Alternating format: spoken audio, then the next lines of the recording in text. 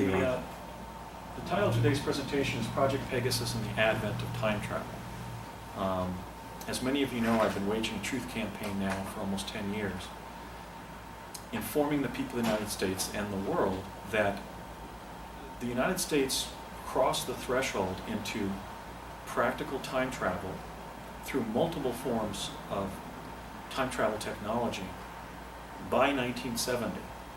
And the advent of time travel occurred in a specific historical context, which is work that was being done by the Defense Advanced Research Projects Agency beginning in the mid-1960s and continuing through the mid-1970s. So I'm trying to both present what happened in the derivation of time travel and also sort of diffuse a lot of the conspiracy theories and urban legends that have developed around the subject of time travel, because it was in fact DARPA's Project Pegasus that pioneered time travel, and then many cover stories were propagated, including the Philadelphia experiment cover story. I can distinguish that later in my lecture. So, and I also want to stress that both during today's lecture about Project Pegasus and my lecture tomorrow about the CIA's Mars Jump Room program, I am sharing direct personal experience and nothing but it. So one of the things I'm trying to do is just stick to what I experienced. And if I end up, as I imagine I will, answering some questions, I'm going to tell you what I know from direct experience, what I can speculate about based on my direct experience and other claims that have been made, and then I'll tell you when I don't know something, because I really think that in parapolitics, the paranormal and parascience, we have to do that to be credible. I mean, I'm sharing information that leading physicists consider heretical, but in fact I was working with some of the world's leading physicists, indeed the Manhattan Project physicists on Project Pegasus. So that's the nature of my campaign, the truth campaign that I'm waging.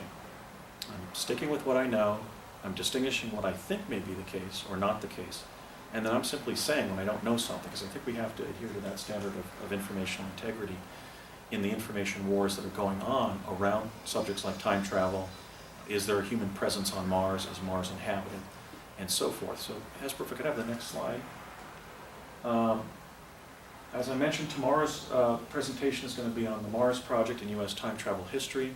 I'm sharing information about my involvement in 2 secret defense projects, one in childhood in the 1970s, and one during the 4 years where I was an undergraduate at UCLA in the early 1980s. So this is tomorrow's presentation, the Mars project in U.S. time travel history. And if I could have the next slide.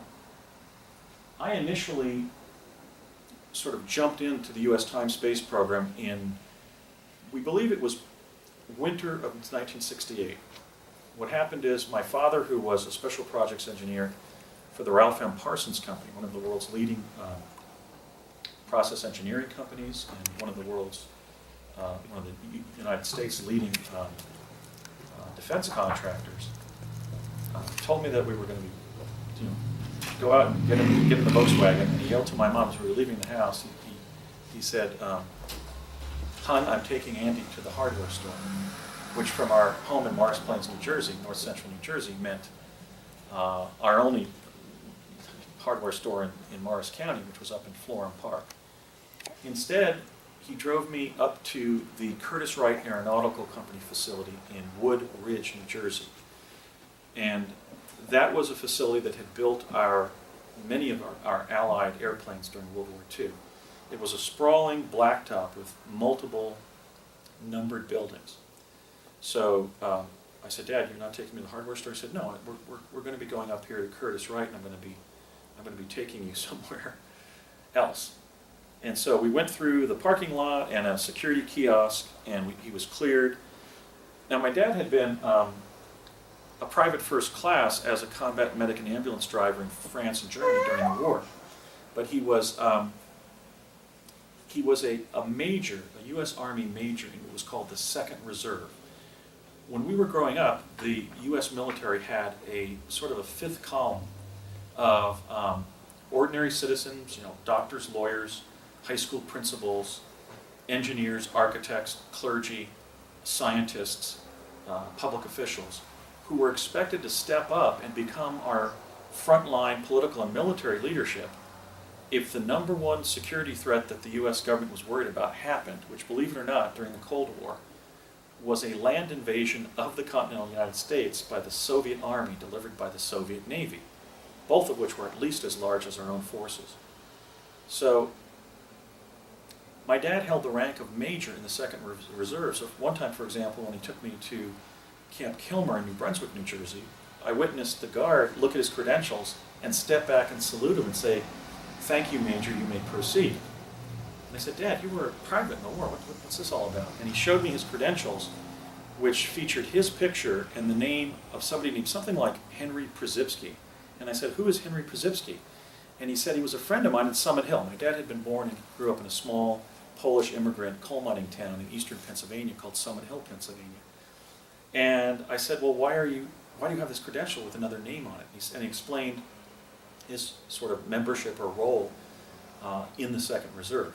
So he basically had access to these sensitive military and defense contractor locations all over the country simply by proffering his credentials as a major in the U.S. Army in the 2nd Reserve. And so he was cleared through the desk there at Curtis Wright.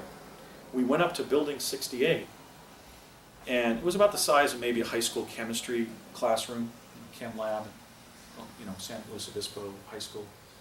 And in the front of the room were 2 gray parenthesis-shaped objects that looked sort of just like if you put your fingers up like this, sort of like, like closing parentheses. They were built into their bases, kind of like high-end stereo speakers. And they were about 8 feet high and about 10 feet apart on the floor of the lab there. And on the left boom, there was a technician sitting at a video console with a keyboard. And on the right side, the boom was plugged into a power outlet on the wall that was about the size of the power you would need to power a small-sized industrial piece of equipment, like an industrial lathe or drill press, about twice the size of, let's say, our power outlet and cord that's driving, the PowerPoint device here in this room. It was not a major amount of power that was required, but it was a little bit more than a normal household appliance. And my dad had the technician turn on the device, and what I saw was essentially energy that was radiating between the 2 booms of the device, like water falling in a public sculpture. And then my dad had me go up towards the device, and it looked like raster on a TV set. And there were little squiggles at 3-inch intervals coming out of portals of light, sort of light lime green portals of light. So there were these bluish-green squiggles that were swimming across the field of raster, kind of like tiny little tadpoles. And my dad explained that we were going to step back, and on the count of 3, he's going to hold my hand, and we were going to jump through that field of energy. We've now seen that dramatized without my permission on Fringe, where not Raymond Basiago, but Walter Bishop jumps through a teleporter very much like that, not with his son Andrew, but Andrew's brother in the New Testament, Peter Bishop, kind of a simplified version of Basiago, I think. And so we practiced it a couple times, and then on the 3rd try, we leapt through the field of energy, and we immediately found ourselves in a bluish-white tunnel of light, and moving forward at a very rapid rate of speed, but also in a way where you perceive that we weren't moving at all. And as my father had stated, we might get separated during the jump, and in fact, he was sort of sucked through the wall as the tunnel began to fragment or compartmentalize as we got to our destination.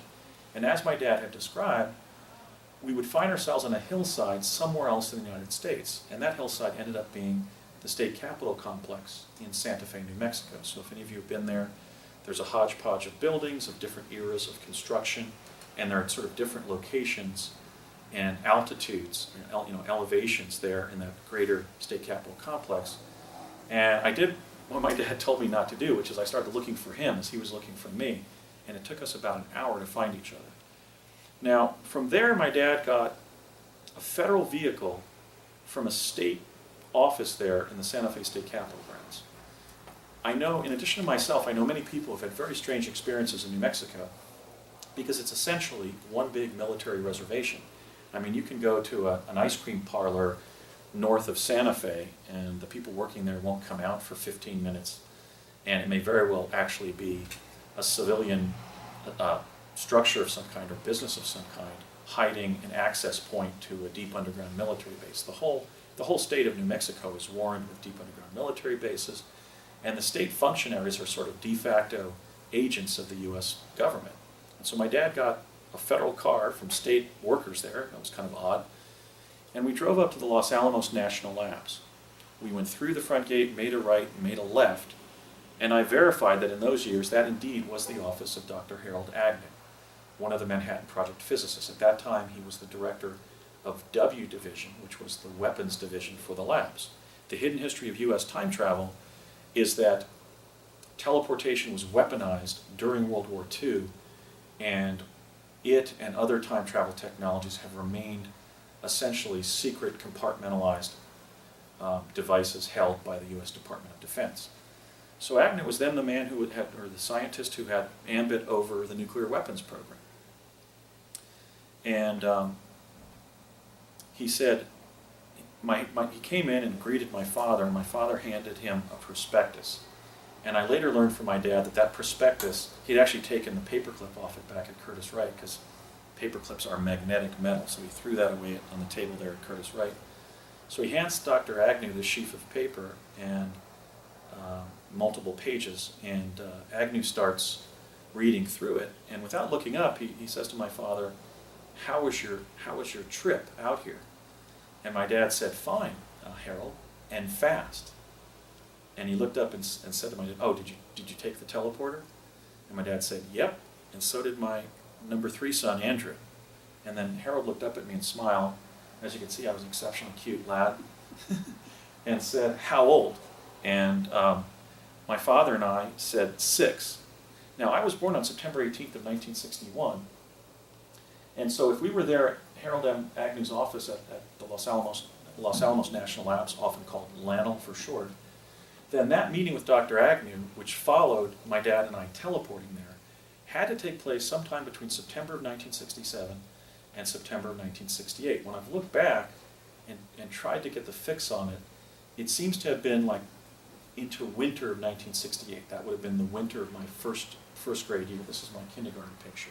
So I was roughly this age when I first teleported with my dad to New Mexico and back from an identical teleportation device that was located in a room with identical linoleum floor tile, the same paper Dixie cup and number 2 pencil over on the window at the Sandia National Labs. Now I think they did that because the use of that device as a teleportation device was accidentally discovered when they constructed a model of one of the drawings that was in Nikola Tesla's papers upon his death in 1943. And it just said Tesla energetic array, or energetic array in his original documents. And they didn't know at first that it was a teleportation device, a teleporter. And they set it up there in that room in Curtiss-Wright. And what I was told is that a technician walked through the energy field to retrieve a screwdriver on a workbench in the lab, and he suddenly disappeared, so that his supervisor thought he had been disintegrated by this Tesla device. 6 weeks or 6 months later, he shows up at the door of the facility, of that very lab, and his supervisor collapses, literally collapses, believing that he's come back from the dead, or grateful that he didn't die in the development of this Tesla device, the construction of this Tesla device. And then he told the tale of how he fell through a tunnel, apparently in the time-space continuum, and popped out in Africa, where he was virtually deified by the local tribe that he had teleported to, until he explained that, no, I'm just an ordinary human being. He tried to communicate to them that in a way in which they would take him to the national government, and he would be able to get home, and he did. And it was either 6 weeks or 6 months. I think it was 6 weeks. Sean David Morton has told that story as if, I think he says that Maitreya teleported to Africa or something. He's kind of mystified it. But that's in fact the story we were told in our training. So they realized that this Tesla device, in Tesla's original papers, that had actually been seized by the War Department, kept in the National Archives under the Alien Property Act in '44, and then forwarded to Los Alamos when the Manhattan Project physicists began gathering there to build the atomic bomb. They thought, well, let's send Tesla's paperwork to the physicists in the world who can make the most sense of them. So ultimately they were sent to Los Alamos when the Los Alamos Scientific Laboratory was being started to build the atomic bomb, and that's where they remain to this day. So my experience with time travel goes back to that 1968 period when, as a 6-year-old, going to age 7 by September of 1968. Fall of 1969, I'm placed in a learning lab at my public elementary school, Mount View Road School in Morris Plains, New Jersey, and we began being trained with these speed learning machines called tachistoscopes, which had been designed by the Office of Naval Research and constructed at one of my father's former employers, the Thomas A. Edison Research Labs in West Orange, New Jersey. So fall of '69, I'm 7 going on age 8 by September 18th. During those first couple days of the learning lab in early October, they sit me down at a table there in the learning lab and have me sign a secrecy and loyalty agreement under Department of Defense letterhead. Why am I speaking out today? Notwithstanding that agreement, under American law, children lack the capacity to contract. So sitting me down and having me sign that agreement was basically a legal nullity. It meant nothing. It was just an exercise to convince the children in the program to shut up about what they would be learning. So I'm going forward on Project Pegasus publicly without any concern that I can be prosecuted, because I can't be. Because what I learned then occurred between age 8 or 7 and 11, between fall of '69 when I was officially enrolled and then the end of the summer of '72. So I have no moral compunction about speaking out. And as you'll see in my presentation today, I have a moral duty to speak out, because we're going to be needing, at least at a minimum, Tesla teleportation to save our global civilization. I mean, here in California, every time Caltrans builds a lane on a California freeway, it fills up with cars in 30 days. I mean, who of us wants to be living in cities around the world with 24-lane freeways? I just went back to my hometown in Morris Plains, New Jersey, and on Ridgedale Avenue, a highway that was basically one lane of divided traffic when we left in November of 1972, is now 8 lanes on each side of Ridgedale Avenue, one part of that. It's gone from a 2-lane divided road to a 16-lane freeway in 40 years.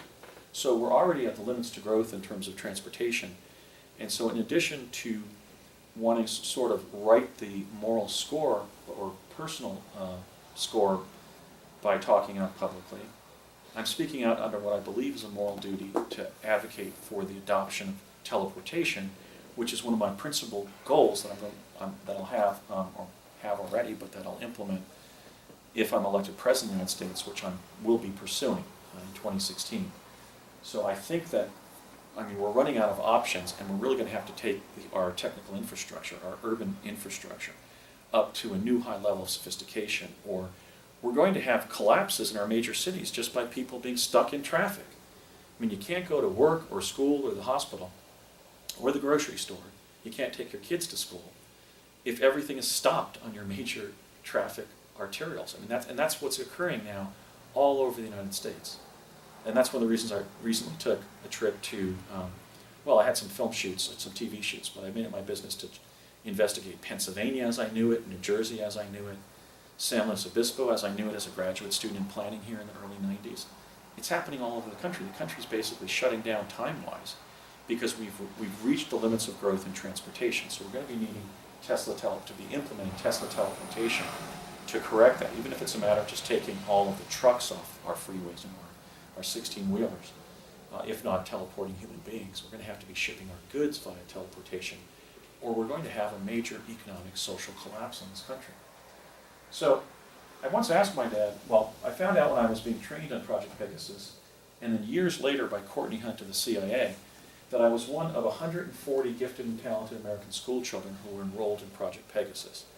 Some of the time travel devices required the involvement of children, and I'll explain that later in my lecture. But that's from 2 sources many years removed that stated it was 14 groups of 10 children, and each of the groups was indicated by a color, and each team had a captain. I was in blue team, and I was the captain of blue team. So I not only received specialized training to time travel, but I got some leadership training about what to do in the event that there was some kind of incident in which somebody had to make a decision. One of the children had to make a decision for the kids on their team.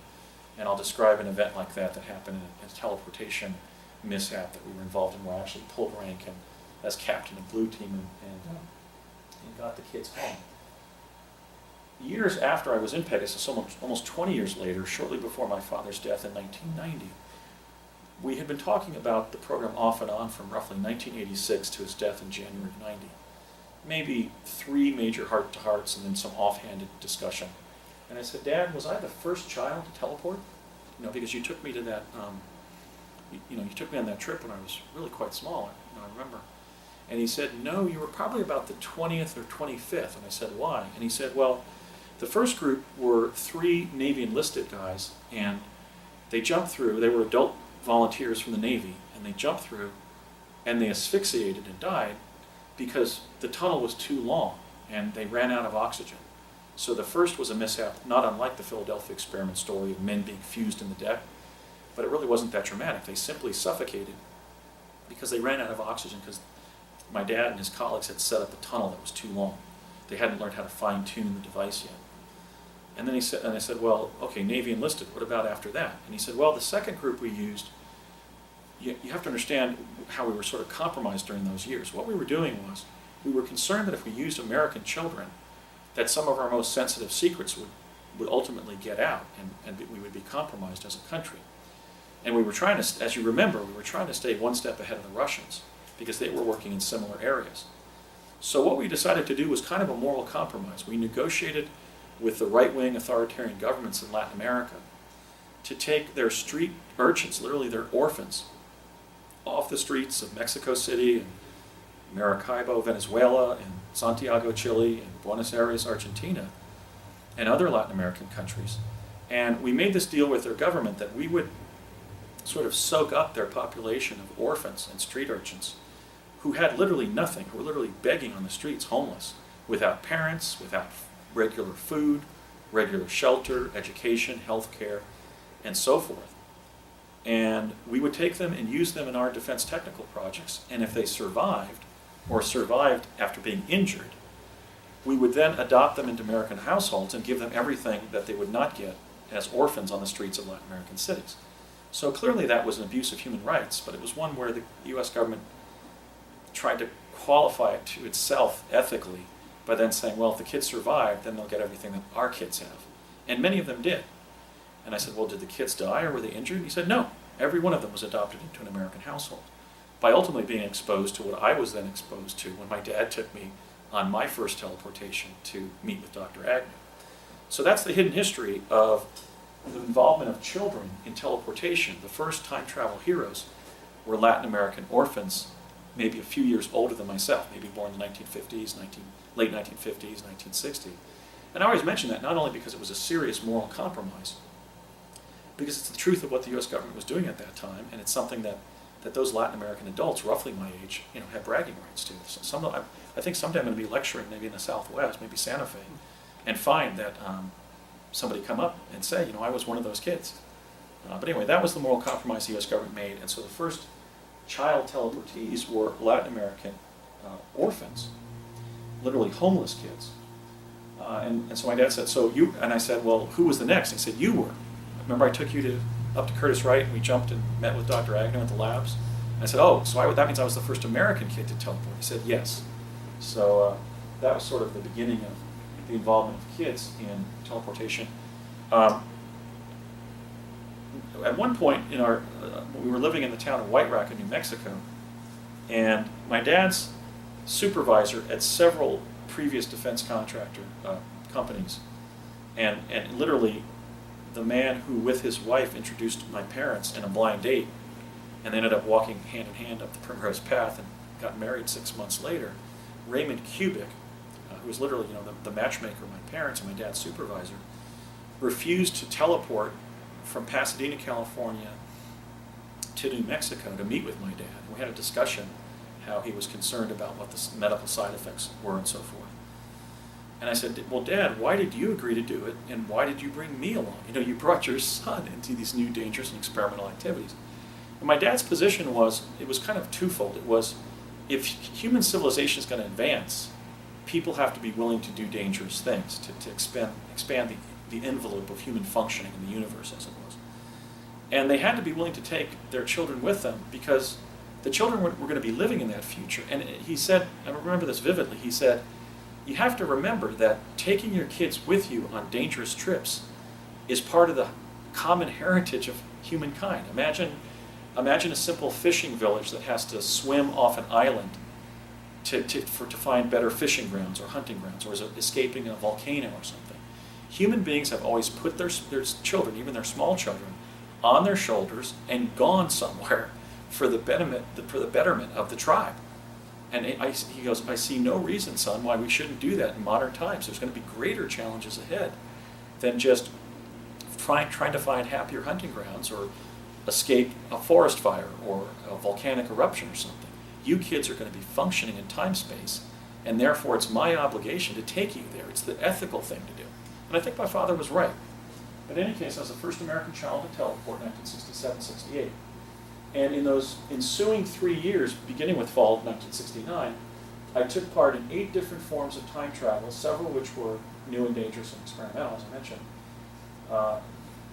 Experimental applications of applied quantum physics, then being researched and developed. So most of the devices that I had contact with were new and dangerous. They were literally standardizing the function of them. They hadn't already been developed. They were being developed. So we were involved in essentially activities that could have injured us, that injured several children. I'll describe what happened to them, and that could have cost us our lives. And so that's why I'm not that charitable about those who say that my experiences didn't happen, because I was involved in something incredibly important at the risk of my own life. And I think I know how astronaut Buzz Aldrin feels when he landed that uppercut on the chin of Bart Sibrel, because I know from my father's own work as an American engineer who had gotten an FBI background check to work on the instrumentation in the lunar module that we landed on the moon. So I'll just throw that out. So anyway, let's have the next slide, Hesper. So today I'm leading a truth campaign to reveal to the world that time travel has been achieved by the U.S. and also that the U.S. has already used potentially a time travel device, but an advanced transportation device called a jump room to reach and colonize the planet Mars. And as in the case of time travel, it hasn't told us that. So our right to remain a self-governing people has been jeopardized by the military-industrial complex in concealing these important thresholds that we've passed. The time travel I'm going to be discussing today was all fairly operational by 1970, but again, it was new, dangerous, and experimental. I didn't invent Project Pegasus for DARPA, as some people have interpreted, but I've named my truth campaign Project Pegasus simply to own it. I mean, if they're going to put me in Project Pegasus as a kid, I'm going to take back that terminology and call my truth campaign Project Pegasus.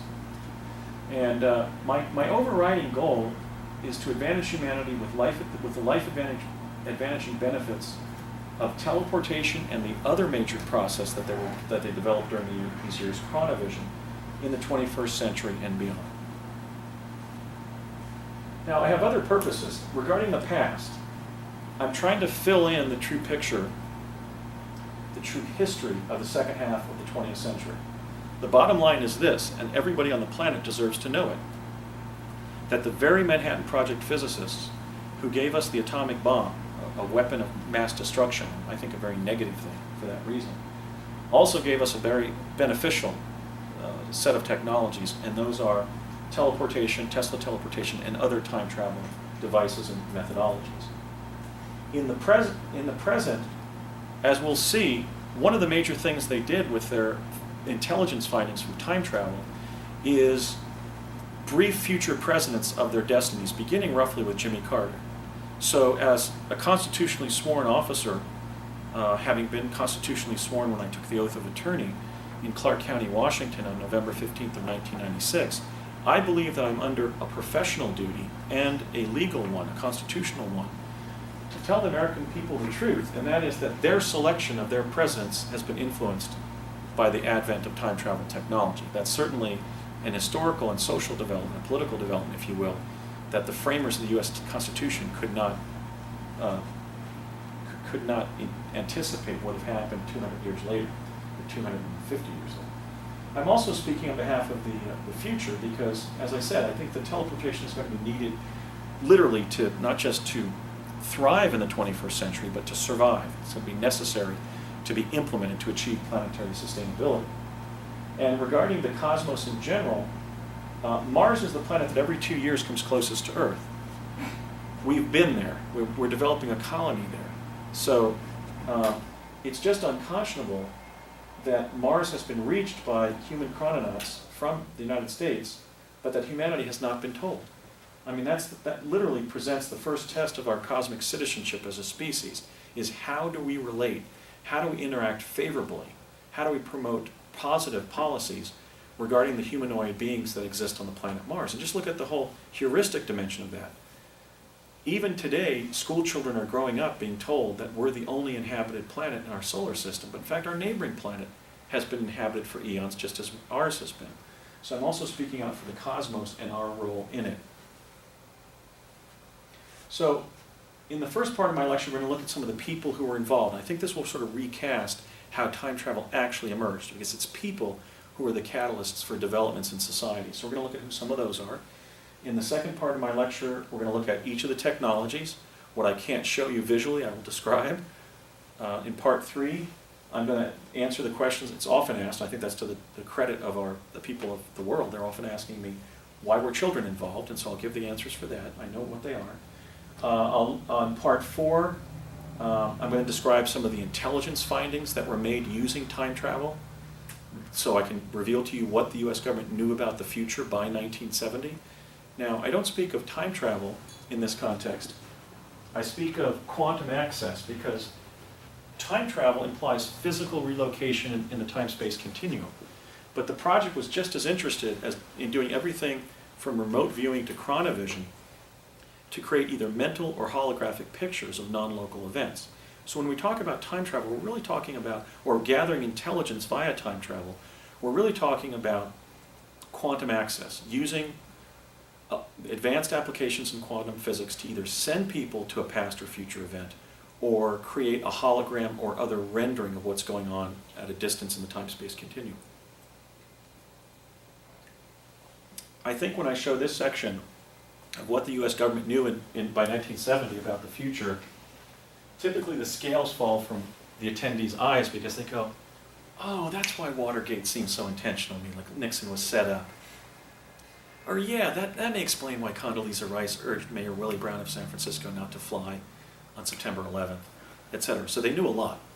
And they decided to not play God, and they basically decided to use quantum access to engage in contingency planning for future events, but not stop the events. Okay, so that has ethical dimensions that have never been explored publicly, but that's in fact what happened.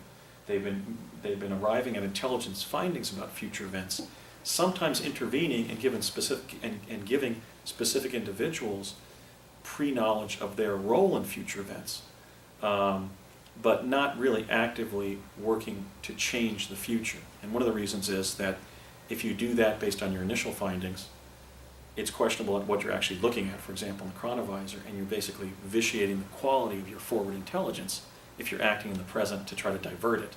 And then there's a question that even sort of the opposite of the grandfather paradox. Can you even change the event you're seeking to change if you're looking at its fulfillment in the future? Maybe you can try, maybe you can put John O'Neill of the FBI in an apartment office in the ground floor of the World Trade Center and still have the event happen. So we're going to look at what they knew by 1970, and I think it's going to be revelatory because, as you'll see, they knew a lot. And bear in mind, they've been using quantum access for over 40 years since 1970. 1970 to 2010, now it's 2013, so for 43 years. And we're talking about the US government almost having omnipotence, if not omniscience, about future events. So, Hesper, if you can advance that slide. Then I'm going to tell you about my investigation. And if anybody leaves this lecture believing I'm making it up, thank you, because then I have a Ray Bradbury level of creativity as a writer. I'm not making this up. And I'll show you the kind of factual consistencies that I derived during my investigation that just can only indicate that what I remember really happened.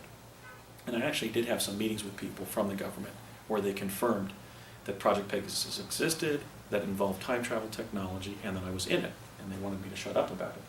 So if we could look at the next part. Then at the end, I'm going to go into the public policy choices about teleportation and chronovision, because that basically encapsulates what quantum access is. You're either teleporting somebody using some method or you're deriving a remote image of a past or future event. So I'll discuss the public policy choices, and then I'll open the floor up for questions.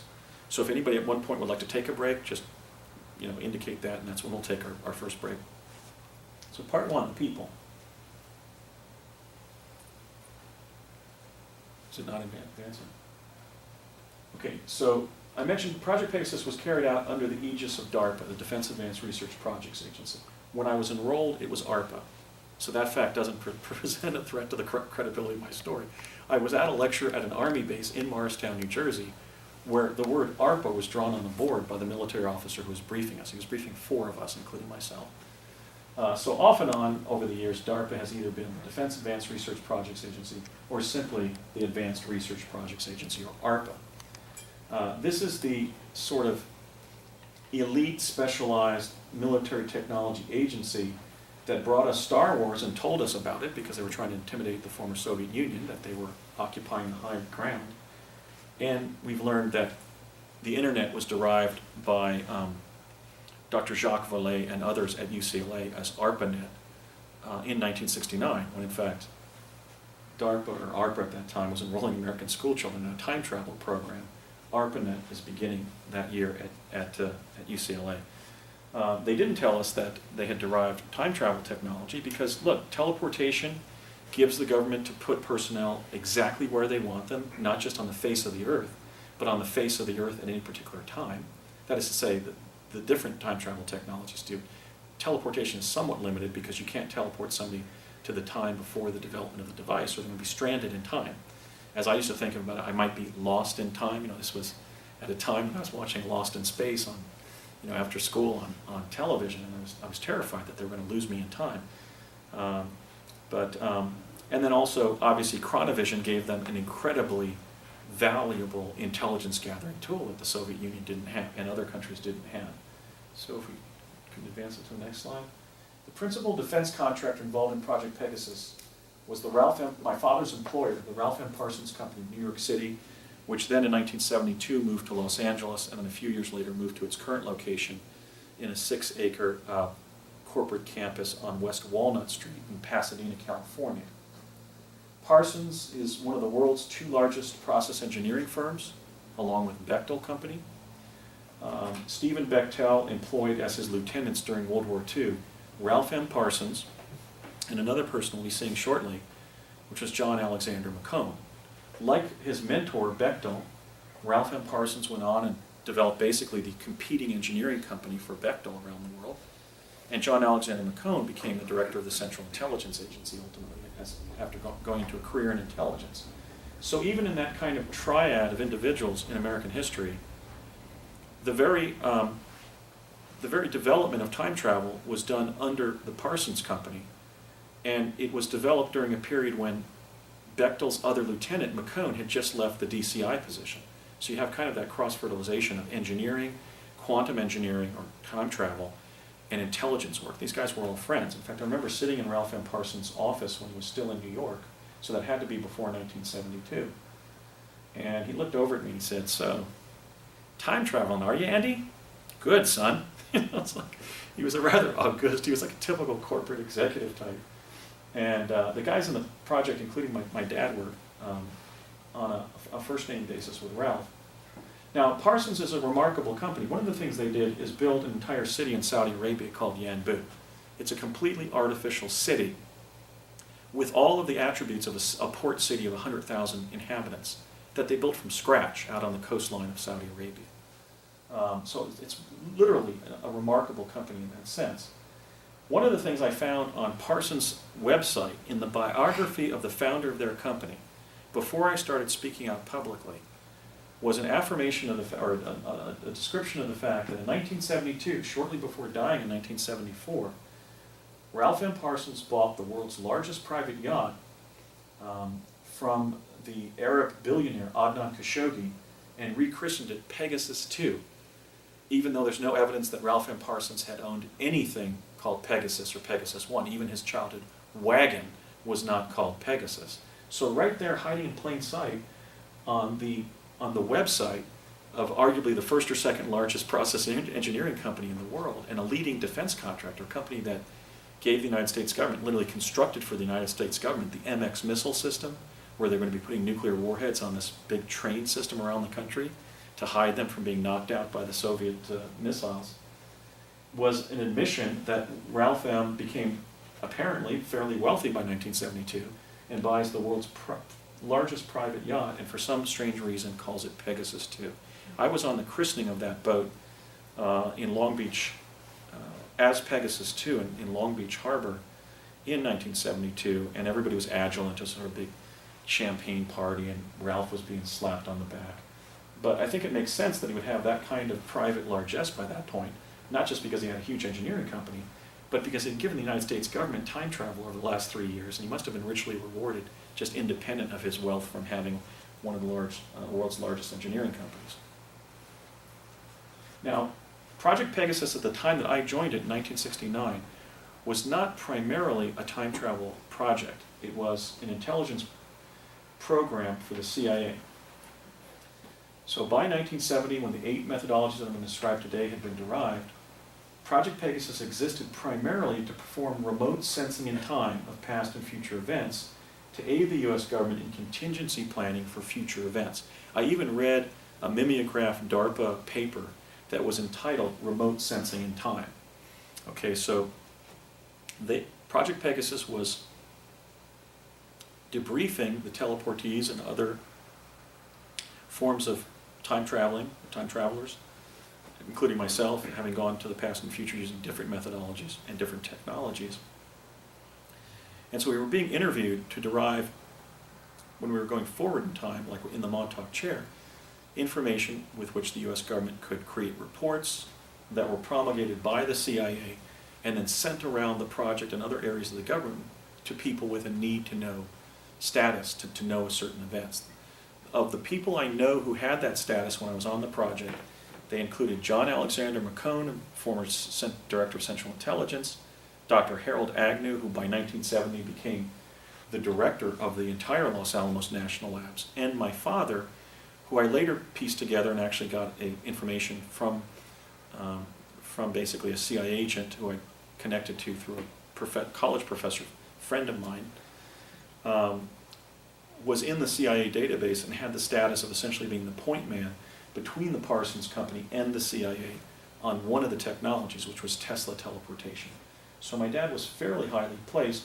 I remember walking into the La Placida restaurant in Old Town Albuquerque around 1971 with my dad and about 3 of his colleagues from Parsons, and I was sort of towards the back of the group of people walking into that famous Mexican restaurant there on the square in Old Town Albuquerque.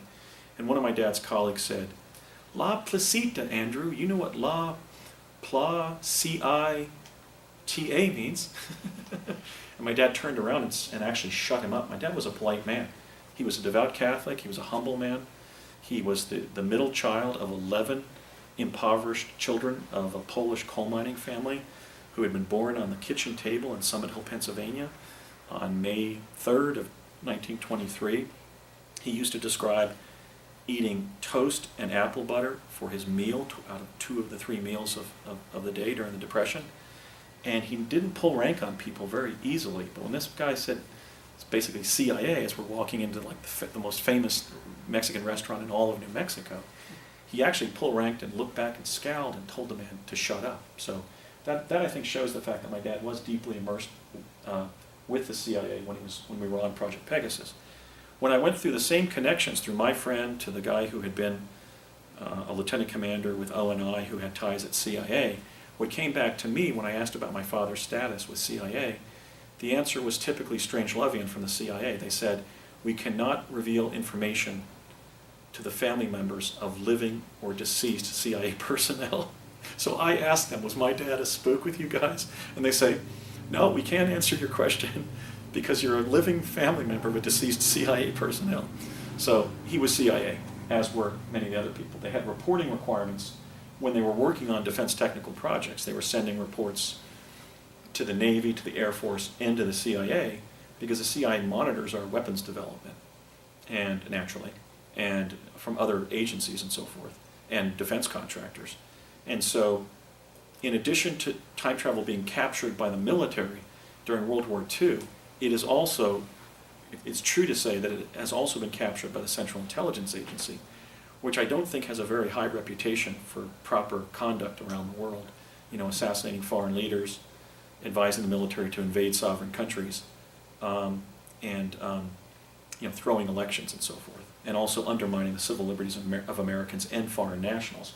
But I'm proud of my dad, and I think you can say that he was a white hat inside the intelligence community, because among other things, he was actively urging the public adoption, you know, the declassification and deployment of Tesla teleportation for civilian functions, for civilian transport, when he was serving on this project. So I have to ask, when he had that heart attack at age 53 at his desk at Parsons, was it just because of where his health was, or was it a hit? Because my dad was somewhat of a dissident voice within Project Pegasus, and I think he was a moral arbiter in that sense, and I'm proud of him. So here's my dad in 1985, and we had a really special experience as father and son, and that's really why I just put this up here. I just want to emphasize the fact that I'm proud of my dad. I think he did the right thing by urging the declassification of Tesla teleportation, and I also think he was right regarding putting his son on his shoulders and taking him into the time-space age. And so I credit him with the incredible experiences I had in Project Pegasus. My dad, as I said, was the chief technical liaison between Parsons and the CIA on Tesla teleportation. He held a BS in electrical engineering from Lehigh University, class of 1951. He once told me when I was very young that he had gone gray from age 16. So how is it that he has this handsome dark hair here as a 28-year-old upon graduation from Lehigh? That must be a timeline issue, because here at 28, he was not gray. And I remember even as a small child saying, you know, your dad has white hair because he started going gray at 16. So he may have been dyeing his hair. But I think this is a timeline issue where I have information from different segments of time that I was on. I can explain that as we get deeper into the material. He was admitted to the Engineering Honor Society at Kappa Nu upon graduating from Lehigh. He was professionally associated his entire career with the IEEE, the International Electrical Engineering something, I don't know what it is, Emporium or Ensemble or something, which has its fingerprints all over time travel. Even when I went to the place where the jump room to Mars was in the early 80s, which was at 999 North Sepulveda Boulevard in El Segundo, California, I found that the IEEE was holding meetings there in that building, even today. So this is one of the smoking guns. When we see this, it possibly indicates that the engineer is covertly involved in advanced applications in quantum physics, including different forms of time travel. He had worked at Curtiss-Wright, where he took me to jump to New Mexico there in 1968. On projects like the ramjet engine, he actually designed the alloy by which the ramjet would not melt from friction upon moving contact with molecules of oxygen in our atmosphere and particles of space dust when the ramjet went into the near-Earth environment, basically into outer space. And that was one of the projects that was launched. My dad was actually ordered to report to Curtiss-Wright in October 1952, several months after the notorious, famous July 1952 overflight of Washington, D.C. by 9 extraterrestrial craft that had been clocked at Langley Air Force Base as traveling at 7,000 miles per hour. Okay, so my dad's life and career, shortly, he worked for about a year just designing ordinary household stuff at Okanite Company in Paramus, New Jersey. A year later, he's got his degree from Lehigh and 1 year of experience. A U.S. Army colonel shows up at his desk at Okanite in Paramus and orders him to report to Curtiss-Wright in Woodridge, New Jersey the next Monday. And I remember him telling me about that incident. He asked the officer, what for, why? And the officer didn't give him any information. He said, because your government compels it. And my dad thought, I better get up on Monday and drive over to Curtiss-Wright then. My government's going to be asking me to do something. And I think that it was because of my dad's brilliance as an engineer, as indicated by his studies at Lehigh, where he did 50% in engineering, 25% in math, and 25% in physics. And I have his papers. I've gone through them. I have a big box of rotting papers from my dad's time at Lehigh in the late 40s, early 50s. And so I think he must have been recommended by a professor or something, because all he'd done is that 1 year at Oakland. He also had worked at an elite think tank called the Thomas A. Edison Research Labs in West Orange, New Jersey, that were literally physically next door to the historical Edison labs. There was just one doorway that was always locked that divided the Edison labs that Hillary Clinton rescued as First Lady and turned into a national historical site and saved over 1 million papers of Edison and his staff as First Lady. She's never credited for that, but it was a great thing for the country. And what I'm saying is that Edison's labs were lying fallow for 50 years until Hillary Clinton saved them and made them a national historical monument. This Edison Labs began in 1950, was next to it. It was founded by a man named Neil Williams, who my dad earned several U.S. patents in. And I did interview Neil T. Williams, and he remembered my dad vividly, and they had shared several U.S. patents together. And this is how my whole investigation went. This is literally one of my dad's colleagues from, doing this research beginning around the year 2000. So I'm going back almost 50 years in terms of my dad meeting Neil Williams, or Neil meeting my father as a colleague. And in the same roughly hour telephone interview, Neil Williams said, Andy, most of what we were doing at the Edison Labs in those years was making improvements on the old Edison storage battery. And then 10 minutes before the interview ended, he said, Andy, look, everything we were doing at the Edison Labs was classified defense work for the government. Okay, I cite that not to pick on Neil Williams. He was a great guy. He gave me a lot of information. He remembered even the patents that they had shared, just off the top of his head. He was still quite cognizant. But that's how I've been treated by everybody I've interviewed. Anybody close enough to my dad or me in Project Pegasus has given me duplicitous answers like that in every interview, except if they were, let's say, somebody like Jean Maria Rigo, who was helping me liaise to the Army and CIA. Okay, but if they were an independent person now, one of the children who was in the project with me, one of my dad's colleagues, I've gotten all kinds of duplicitous memory like that. I've had situations where I've interviewed one of my fellow children, and I got, in this one case, I got this particular child's mind all the way to ITT Defense, where an advanced time travel activity was held. And then when I called her the next Saturday, she not only didn't remember going up there to that base, to that defense contractor, but didn't remember talking about it the previous Saturday. So, I mean, I've gone to the farthest extent that any human being could do without funding to track down this story and prove it. I mean, I've done 3 major fact-finding trips to New Mexico. I've interviewed over 100 people on the phone, sometimes short interviews, sometimes long. And I know what happened. But because of the vagaries of memory and the fact that people were brainwashed when they entered these kinds of projects and when they left, I've gotten duplicitous answers like that in virtually every interview. So I don't think I can be faulted for not getting the true story. I mean, I really beat the bushes and went out there and got the story. But at the Edison Labs, my dad did something very conspicuous, which he even informed me about when I was a kid on the project, which is he repeated Nikola Tesla's teleportation experiments that Tesla had first begun during his famous stay at Colorado Springs, Colorado in 1899.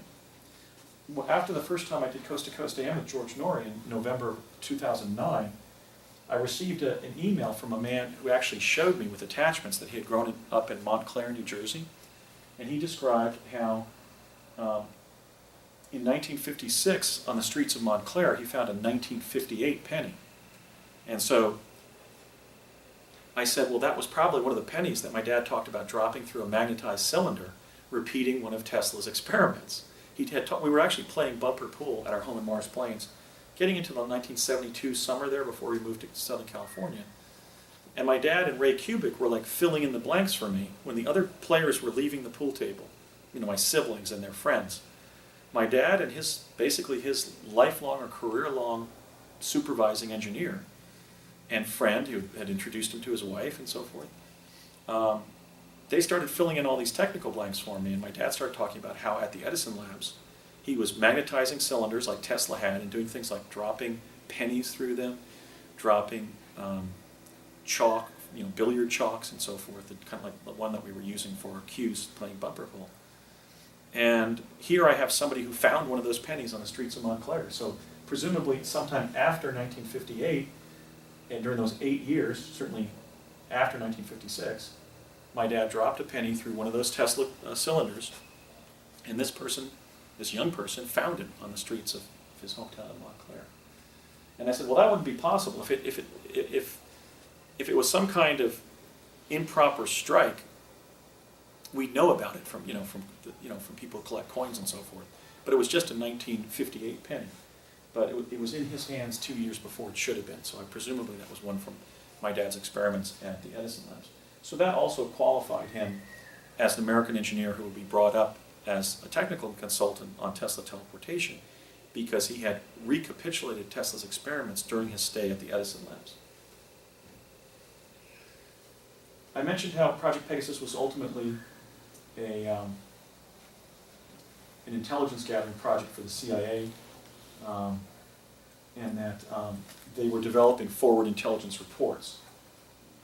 I mentioned how these reports were only distributed among those with a need to know, like John Alexander McCone.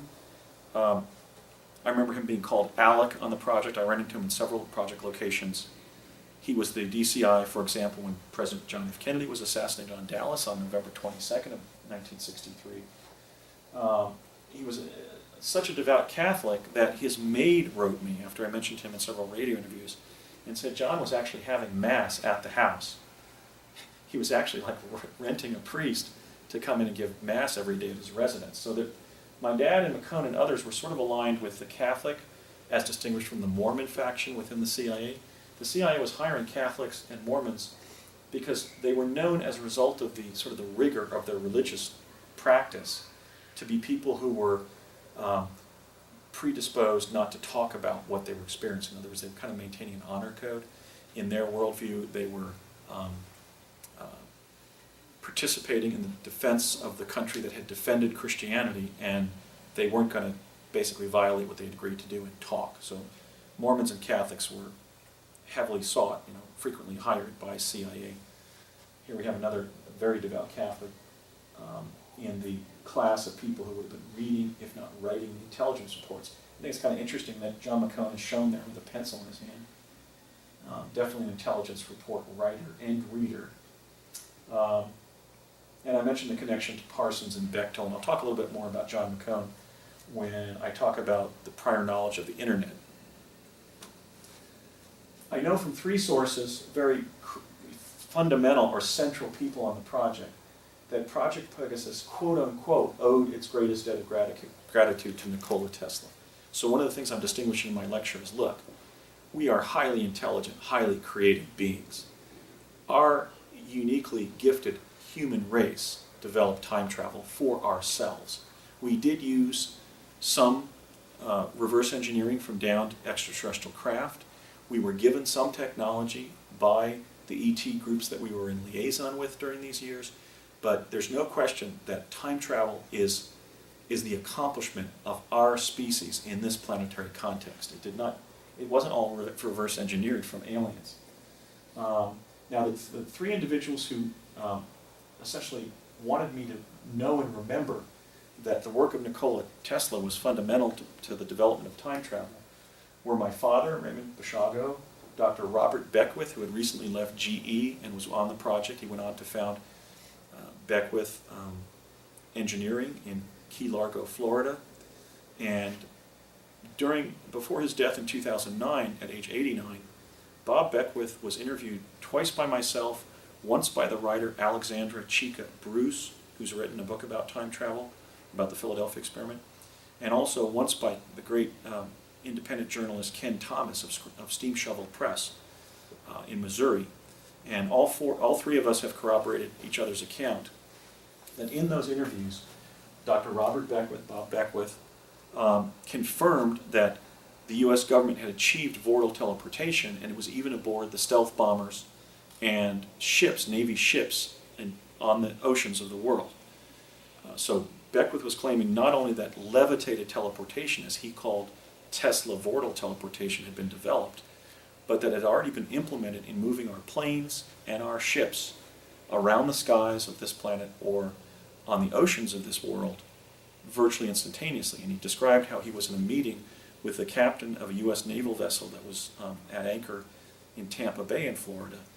And the captain literally showed him where he could pull a lever and set a location before pulling the lever and relocate the ship somewhere on the ocean far distant location from Tampa Bay.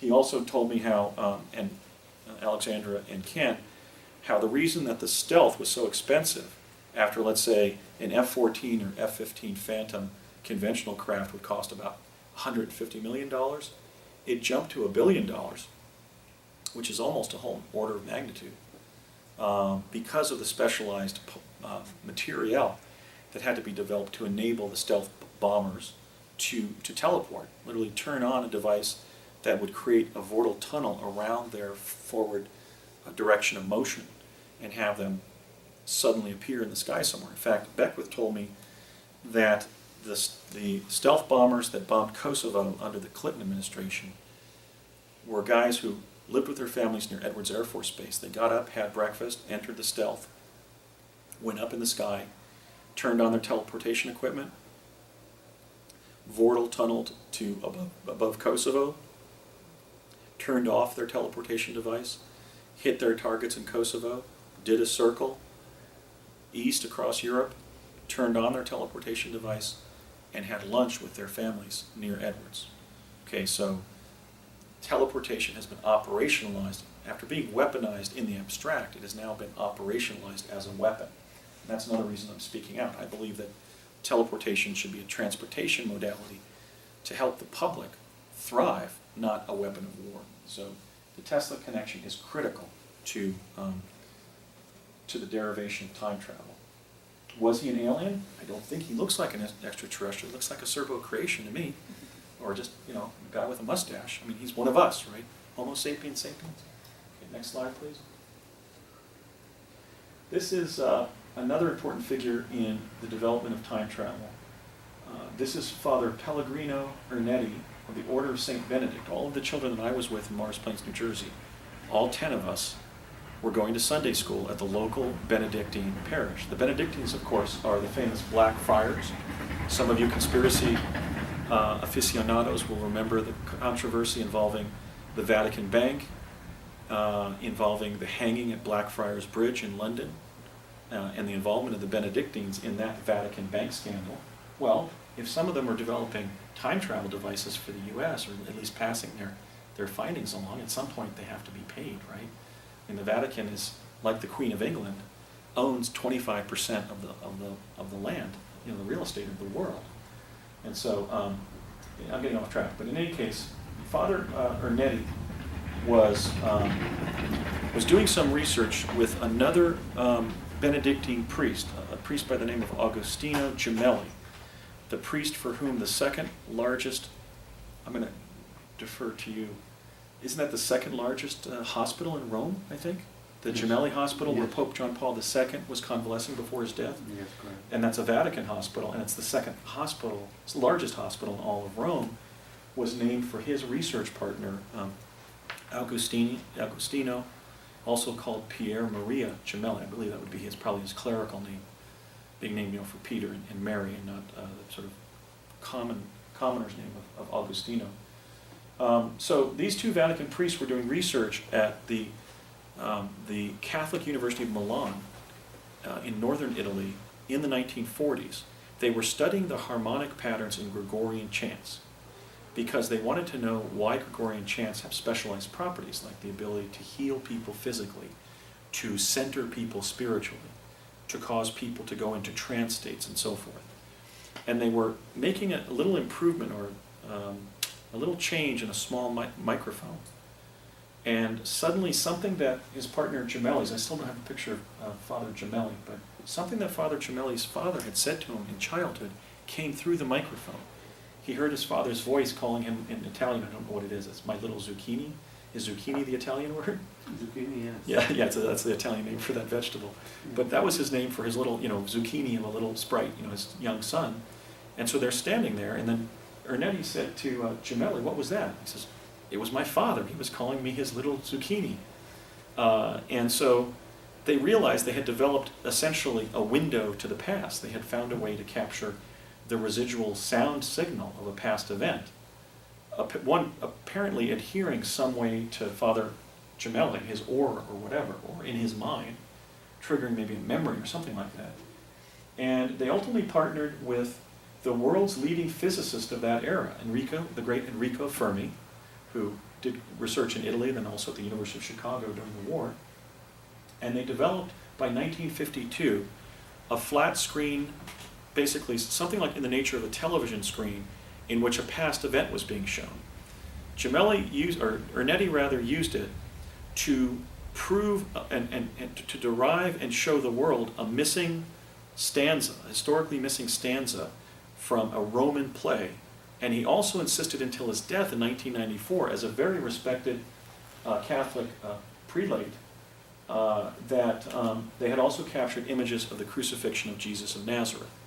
Now I know he was telling the truth because I saw a 20 to 30 minute 16 millimeter film of the crucifixion of Jesus that was being played, that was being displayed at the Sandia National Labs in Sandia, New Mexico in the summer of 1972. Now, when we left that viewing, my dad was with his longtime friend Connie Chavez, a woman that at one point that he wanted to marry, and she was just in distress watching the crucifixion of Jesus as it really happened. Jesus was an historical personage, he was crucified, and everybody in that room knew it because it wasn't a dramatized rendering of the crucifixion. It was horrendously awful to watch in light of Jesus' suffering. And we could tell, based on our understanding of the 3 New Testament accounts of the crucifixion of Jesus of Nazareth, that it was a real event and not just some purported event. I mean, you have David Icke claiming that the Bible was scripted by the Piso family of Rome. You have people now in Eastern religions who have come out and tried to show that Jesus is just a recapitulation of a previous deity. My position is that what we were watching was a real crucifixion. Do I know it was Jesus? Well, 600 Caucasian men, roughly his age, were crucified by the Roman Empire within 3 years of his alleged death. It could have been somebody else, but everything that the New Testament depicts about the execution of Jesus of Nazareth was in that film. We saw women coming to pray beneath his cross. There were 2 other crucifixion victims behind him on hillsides. He had a crown of thorns that was almost like a motorcycle helmet in size around his head, and blood was pouring down his temples and into his eye sockets and then down his cheeks and into his corner of his mouth. He was very emaciated. He was about my height, which used to be 5'10", and looks like many of the medieval paintings of Jesus. The women were chased away by a Roman centurion. I saw Longinus, one of those centurions, jump up on his left, with his right leg and standing on his left leg, and extend his arm as far as he could, holding the end of a spear shaft, piercing Jesus in the side. That was a so-called spear of destiny, being used to release the fluids that had gathered in Jesus' chest cavity. The sky grew dark at one point. So we knew it wasn't a dramatization. If it was somebody besides Jesus, how did so many of the details correspond to the New Testament accounts? There are 3 of them of his execution. The really incredible thing is not just seeing that, and as a Catholic Sunday school child being absolutely horrified by seeing the actual crucifixion of Jesus. Connie was just sort of squirming in her chair and not even most of the time able to look at the screen. At one point she actually put her hands and then looked a little bit past some of her fingers at what we were watching, which was horrific. I actually felt like evil was present in the room, like it was buzzing in the center of the room, like a hive of bumblebees or something. We get outside, and my dad says to Connie, I don't know why you're acting like that. And she said, what do you mean, Ray? They were crucifying my Lord. How was I supposed to respond? Connie Chavez was so devout that she spent her whole life helping the nuns at the San Felipe de Nero church there, that church that goes back to 1706, on the main square there in Old Town Albuquerque. It's actually older than the surrounding buildings, that church. But she was always doing things for the nuns. She was a devout believer. When they had my book and she learned she was going to die at age 53 of complications from diabetes, just 10 years in the future, she just expressed this almost visceral gasp as we were leaving a Chinese restaurant. Because my dad was showing her the year rather, and the condition under which she was going to die after double amputations of her legs from diabetes. And she just gasped with shock that she only had 10 years to live, and said, "Well, Ray, my faith is in Jesus Christ," and walked out of that restaurant. And that was a very vivid moment, and it really shows the measure of Connie Chavez's faith. But so my dad's saying something that's really preposterous. He's saying, "I don't know why you were acting like that." She said, "Ray, I mean, they were crucifying my Lord." And he said, "But don't worry." She said, "Why not?" He said, "Because my team also went to where Jesus was lying in the crypt, and we have the footage where 3 days later there's a flash of light in the crypt, 2 men appear." He didn't say angels. 2 men appear. Jesus stands up, and the 3 of them push the rock away, and he walks out of his crypt. Okay, so and Connie and I were obviously very astonished. And she said, "What are you saying, Ray?" And he said, "We also have footage of the resurrection." Now, I don't say that as a former Catholic to advocate Catholicism or any religion. I'm just reporting what happened. What happened is my father stated they had footage of the resurrection. Now, imagine the situation the U.S. government was in. Under our First Amendment, that guarantees freedom of religion, speech, assembly, redress, and so forth. Under the religion clause, the United States government is forbidden from prohibiting the free exercise of religion or from establishing a religion. Now, if they were to show that footage on 60 Minutes, would they be establishing a religion? Yeah. If they also technically proved some of the major tenets of Christianity, would they be prohibiting other religions? Yeah. So I think what happened on the think tank level, because they have footage of the resurrection of Jesus Christ, is that they have decided not to show it, not to admit they even have it. What would the Vatican representatives on that committee of think tank personnel be telling them?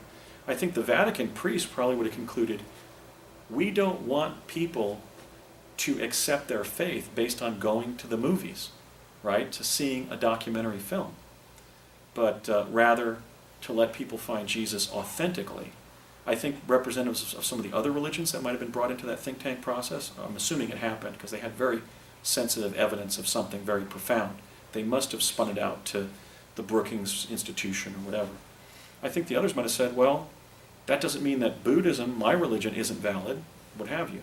So my position is that the United States government, the creation of the United States of America, was supposed to be the fulfillment of the Enlightenment.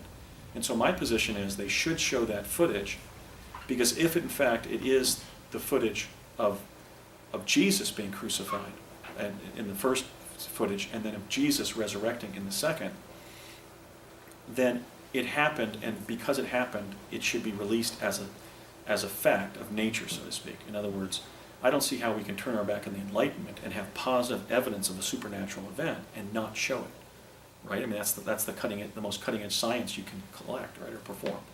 So my position on this is I'm going to keep on talking about it, not to advocate Catholicism or Christianity, but simply to say the U.S. government has this, and they should release it because it happened, apparently, as shown by the footage itself, both the crucifixion and the resurrection. So Ernetti stuck by that account, his whole life, and he was very respected. So there you have a prominent Vatican prelate affirming that they had footage of, in his case, that he was stating crucifixion. That also might have been a controlled release of information, but that might have been limited data right there from Father Ernetti.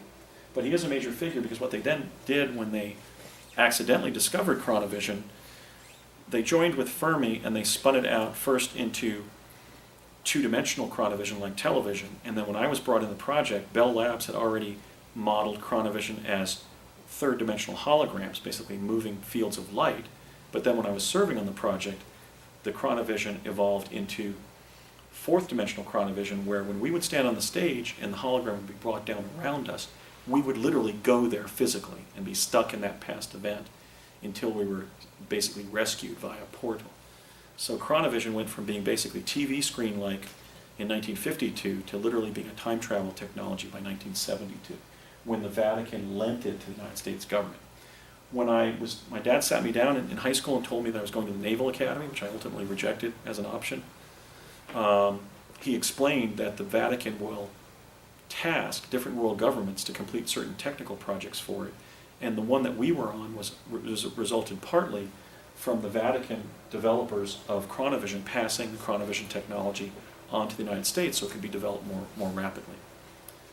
Next slide, please.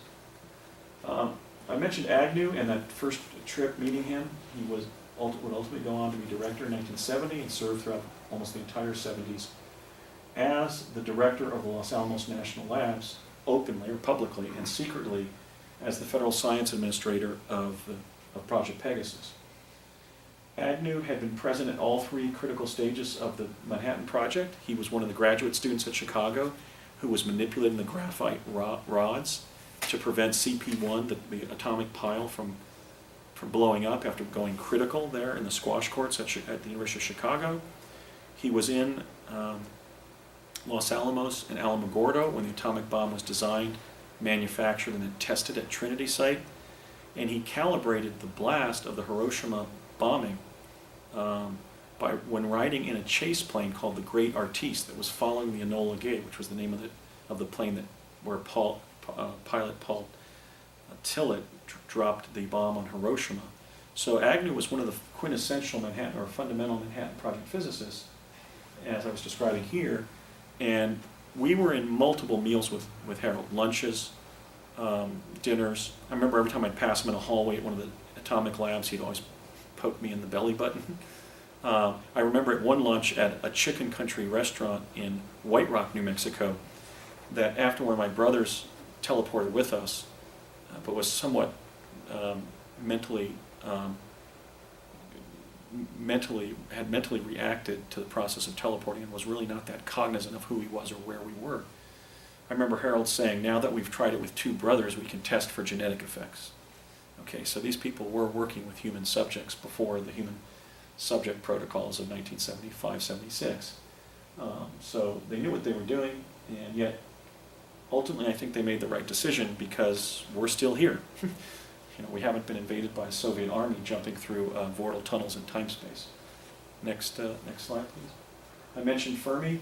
I think Fermi is probably the central figure in the hidden history of time travel because he partnered with Ernetti and Gemelli on the improvement, the development of the chronovisor, this holographic looking glass technology to see and then ultimately send people to the past or future.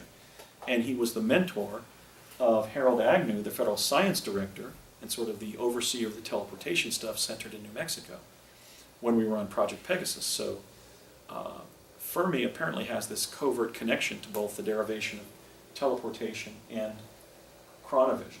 I don't believe that role belongs to Einstein, von Neumann, or others. I think it rests on the shoulders of Enrico Fermi. Curiously, we know he consulted Ernetti and Gemelli on chronovision, which means that the past persists. But the official account of his beliefs is that Fermi didn't believe that the past existed. In other words, a child fires a gun, a cap gun. Well, you can tunnel in and see the little rivulets, under chaos theory, some of the exploded gunpowder spins off, and then you see another little turtle. Those Mandelbrot functions where under chaos theory an event happens and the little parts of it start cascading forever into ultimate almost nothingness. Okay, so publicly it's claimed that Enrico Fermi believed that was the nature of the past. The past was just the new present, where the manifestations of a past event could still be detected, but where you couldn't go back and recapture or visit the original event as it had originally happened. Okay, that has to be part of the time travel cover-up because we know that he was working with Ernetti and Gemelli. And what does a chronovized event or experience to the past involve? It doesn't go back and put you where you're examining what happened when the kid shot the gun. It takes you back in time to the kid shooting the gun. So the past has to exist. We have to live in a time-space continuum for the chronovisor probes that I was on to even have been possible. And Fermi definitely believed that the past still exists. So somewhere in the complex formulae behind him on the chalkboard is ultimately a formula that squares the circle and completes the fact that the past, present, and future exist simultaneously, and you can visit both simply by going there. Okay, so again, people have said Einstein was the critical figure. Well, the only place where Einstein appears in the time travel literature is that he consulted the Navy Board of Ordnance he was consulted by the Navy Board of Ordnance in 1943, a couple months after Tesla's death. Okay, so they wanted Einstein's opinion apparently on Tesla's work, but he doesn't show up anywhere else, and obviously he was dead by 1955. On the other hand, I saw Father Anetti at the Chronovisor location in Morristown, New Jersey, when he was a special guest of the project. So I'm confident I've identified some of the right people. Next slide, please. Another individual who, when I met him on Project Pegasus, was a 39-year-old former congressman from the suburbs of Chicago, was somebody who would go on and, under Presidents Gerald Ford and George W. Bush, become cumulatively the longest-serving U.S. Defense Secretary, and that is the point man on 9/11 and the response to 9/11.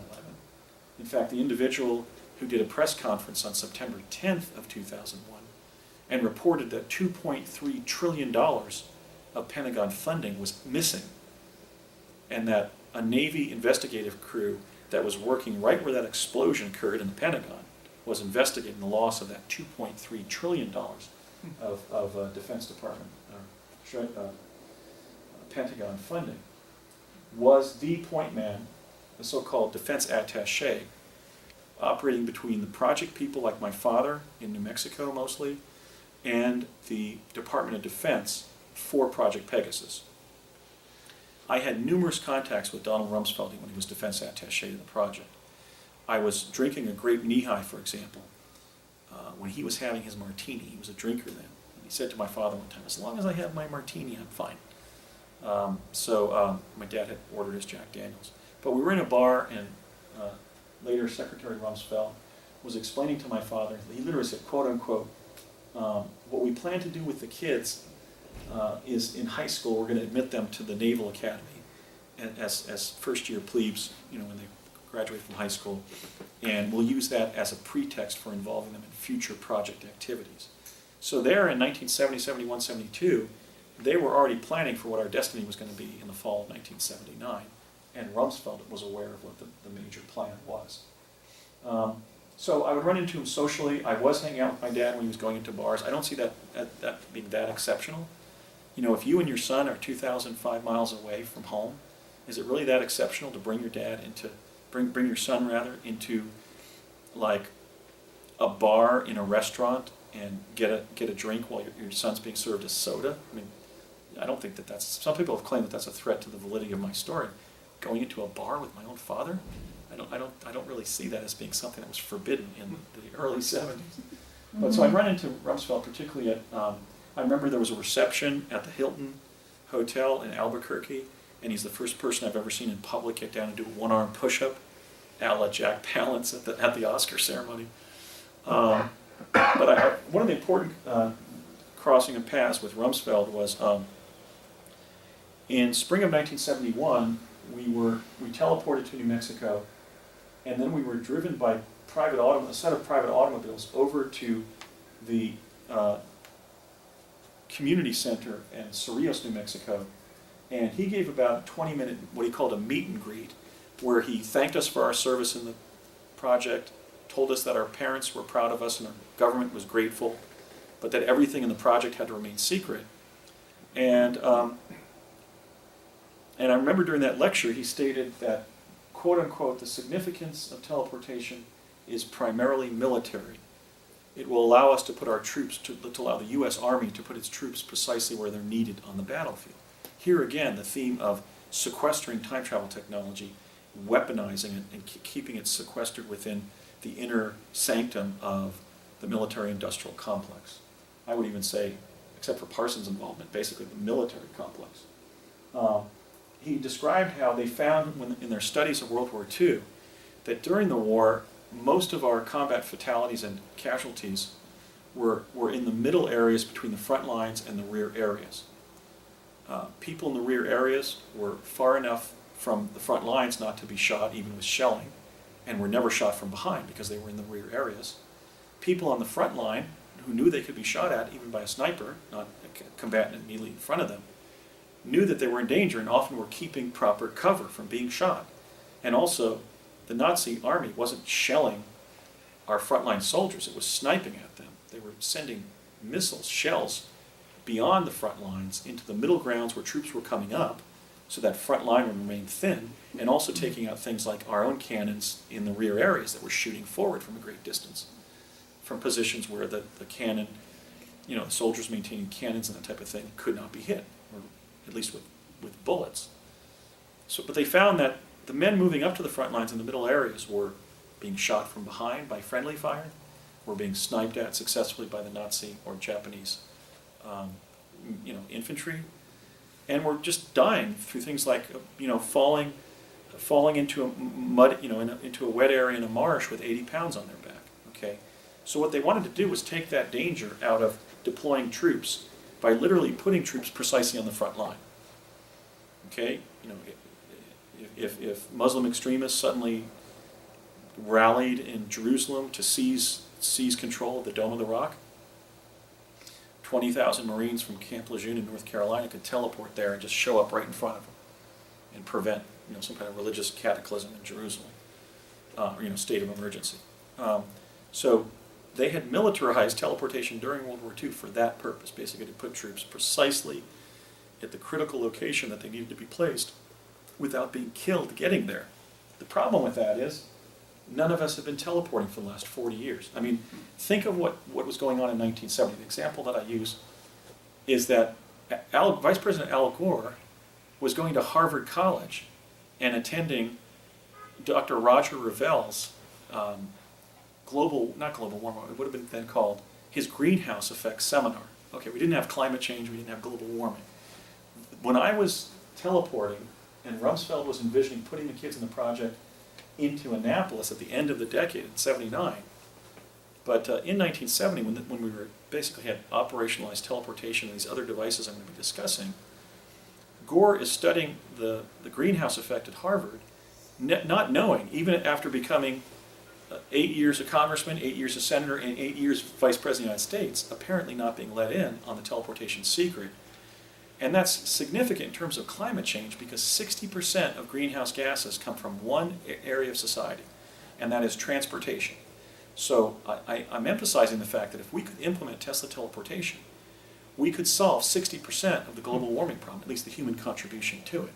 So that's the degree to which we've been disserved by secrecy in government. I've analogized between slavery during the era of slavery and secrecy, the physical oppression of slavery being comparable in many ways to the metaphysical oppression of secrecy, and the abolition movement as the truth movement of its day being analogous to the truth movement. We're really trying to liberate this information from state secrecy so that the metaphysical oppression that's over us, even the change in our attitudes when we have to spend 2 hours on a freeway to get to our job or school or doctor or whatever, has to end. It's the abolition cause of our era is confronting our government to come clean with the truth so that we can use the truth to save us, to set us free.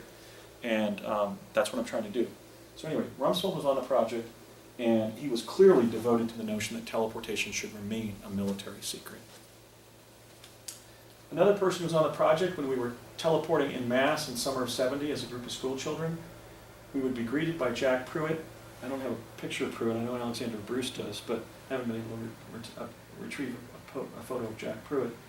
But Jack Pruitt would do the head count, and then a young 24, 25-year-old Bill Richardson would take us into the Bataan Memorial Building, which was the pre-1966 state capitol, and sit us down in one of those little chairs with a desk on it, and ask us our name first and last, ask us to spell our last name, and then give our date of birth. And so when he brought me in one time, he said, first name? I said, Andrew. He said, and your last name, Andrew? Basiago. Could you spell that? That sounds kind of unusual. I said, B-A-S-I-A-G-O. He said, well, that sounds like Basiago. You pronounce it, what is it? And I said, Basiago. And he said, Italian? He said, no, Polish. He said, well, thank you very much, Andrew. And your date of birth? 9/18/61. Okay, thanks a lot, Andy. If you tell the next child to step in, okay? He was very, formal, businesslike.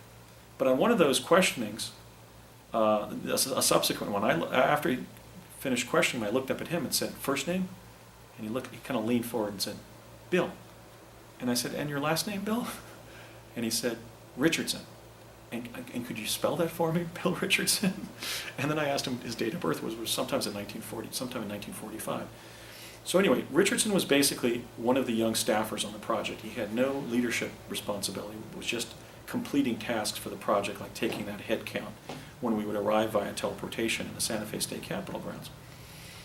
To his credit, before Jesse Ventura interviewed me on camera, Bill Richardson was the only member of the project and the only public official, somebody who went on to a career in public service, who met with me. And that took place around June 10th of 2003 at the Old Car Show in Chama, New Mexico. So I always laud Bill Richardson for at least meeting with me and acknowledging that the project existed and I was in it, and that had he been in my situation, he would be doing exactly what I was doing, basically investigating the project, planning to write about it, to speak about it, and so forth. But he said, you have to understand, I'm a public official, and if I call a press conference with you in Santa Fe, my career is over. I mean, saying that, he said, I think the analogy here is to the Roswell incident. I know that aliens crashed at Roswell, New Mexico in 1947 because I'm a public official in the state of New Mexico. You know that happened because you were in Project Pegasus, and that was in fact in your curriculum. And he was right. It was in the yellow book classes that would be taught to prepare us for involvement in the project. He said, but if I meet with you publicly over this and declare that I was a young staffer on a time travel project, it's not going to pass the giggle test. I'm basically going to be drummed out of office ultimately for something seemingly so silly. And I think he was probably right. He said, you have to understand, it's your life purpose and your mission to declassify this project. And I want you to know that behind the scenes I support you. But based on my life plan and being optimally effective myself, I can't go public for you. I wish I could.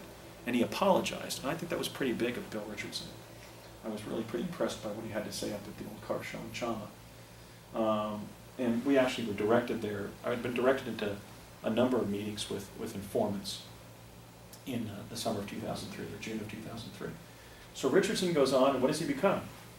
The representative in the House of Representatives from the 3rd District of New Mexico, where all the atomic labs are, Energy Secretary under Clinton, UN representative, and then later governor of New Mexico. So he really stayed there and completed a public career doing things for the atomic labs, Lanel, Sandia, etc. But nonetheless, he showed some humanity, I think, by meeting with me and explaining his situation.